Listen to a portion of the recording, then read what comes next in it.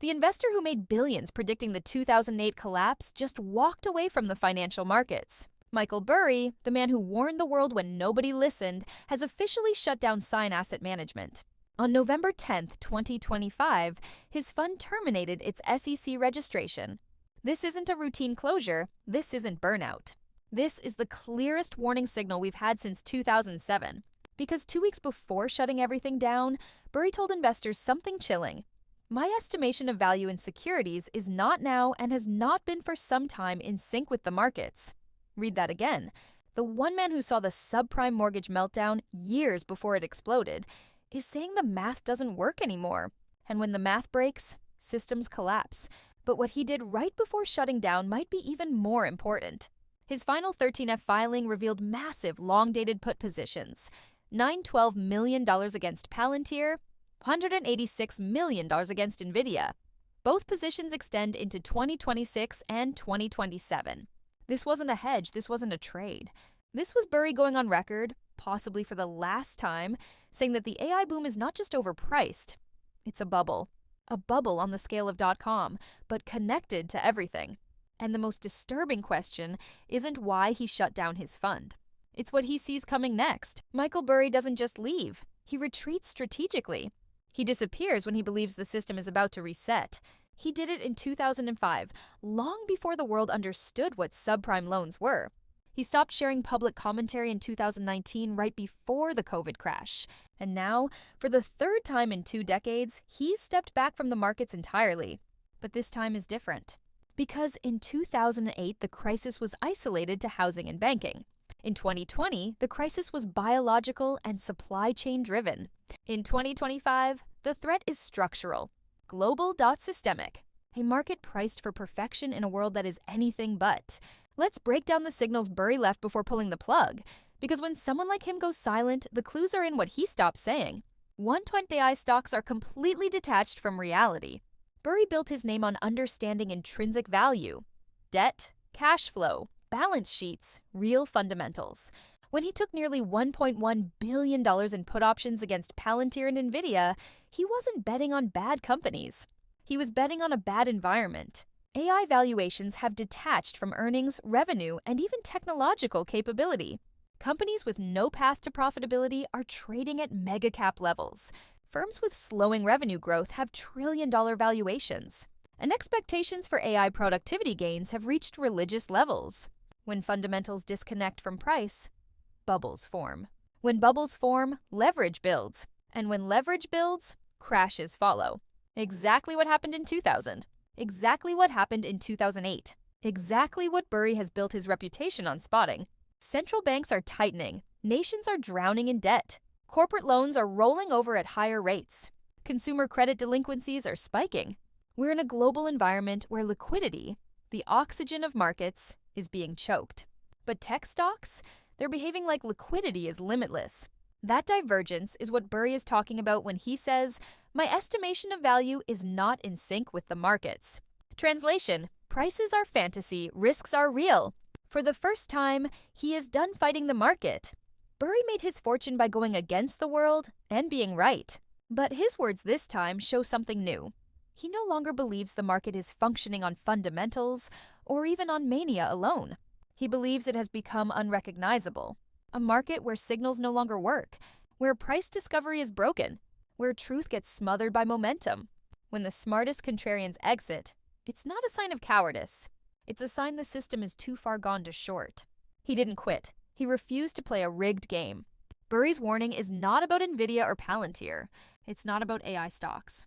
It's not even about the S&P 500. It's about the macro pattern that every empire faces in its final phase.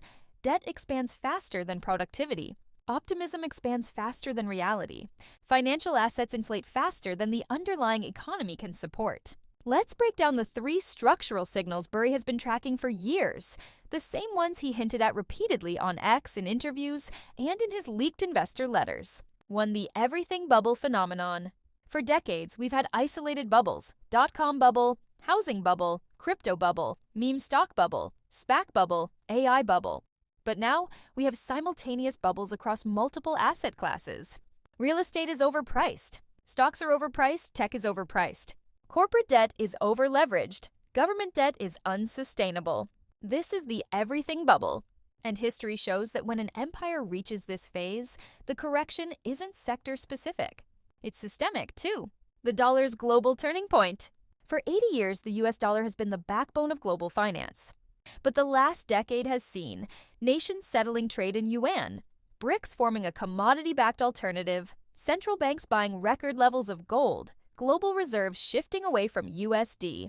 The dollar isn't collapsing yet, but it is losing dominance. And when a reserve currency weakens, bubbles expand artificially because capital has nowhere else to go. Until suddenly, it does. This is exactly the danger Burry sees. A dollar-dependent market priced as if the dollar is invincible. 3. The productivity debt mismatch. In 2008, debt outpaced real economic growth. In 2025, the gap is even larger and accelerating. AI was supposed to be the solution, the miracle technology that would save productivity. But the productivity gains aren't here. Not yet, maybe not soon enough. Meanwhile, the debt is real. The valuations are real. The expectations are impossibly inflated. When expectation meets reality, crashes happen. Burry's AI puts are not a prediction. They are a timestamp, a record, a message, a final warning. This is the part nobody's talking about. Why shut down now? Why walk away when his AI crash bet could become legendary if it hits? Because Burry isn't trying to be right again. He's trying not to be trapped inside a system he believes is past the point of correction. One regulatory pressure is increasing. Big short positions in major AI companies can attract pressure. From regulators, from institutions, from political actors. Burry doesn't operate well in environments where narratives override truth. He saw what happened in 2008 when banks, media, and regulators all tried to discredit him. He doesn't want that fight again. 2. Markets are too manipulated to time. The deeper the bubble, the harder the timing. In 2005, Burry was early. He suffered. His investors revolted. His fund nearly collapsed. He still won, but at great personal cost. This time, he's not willing to fight a market with retail mania, institutional momentum algorithms, central bank intervention, AI-driven trading, narrative-based valuations. The timing is too unpredictable. Burry is stepping away from the largest psychological bubble of our lifetime. 3. His job is done. The final truth, Burry has already issued the warning. His positions were public, his statements were public. His exit is public. When the smoke clears, history will say he tried. His silence now is not retreat. It's the full weight of a man who has seen this movie before. This is the part no one wants to hear. If Burry is right, and his career suggests he often is, the next phase will not look like 2008. It will look like a slow, grinding correction that erodes savings, retirement accounts, tech valuations, housing, bond markets, consumer credit, corporate earnings. All while the world scrambles for a new financial order. Because when bubbles burst, they reveal what was real. And when bubbles are global, the reset is global. The US will adapt, the dollar won't disappear. The markets won't vanish, but they will reprice, violently, comprehensively, unavoidably. And Burry has chosen not to be in the blast radius. Markets don't crash because of fear. They crash because of certainty. Certainty that tech can only rise. Certainty that AI will grow forever. Certainty that interest rates will fall. Certainty that the dollar will remain supreme. Certainty that this time is different. Every bubble in history has the same final stage: arrogance. Every crash begins with the same realization: math always wins. Michael Burry is stepping out of the spotlight because he knows what comes next. Not tomorrow, not next week, but soon. The warning has already been issued. The question is whether anyone will listen this time.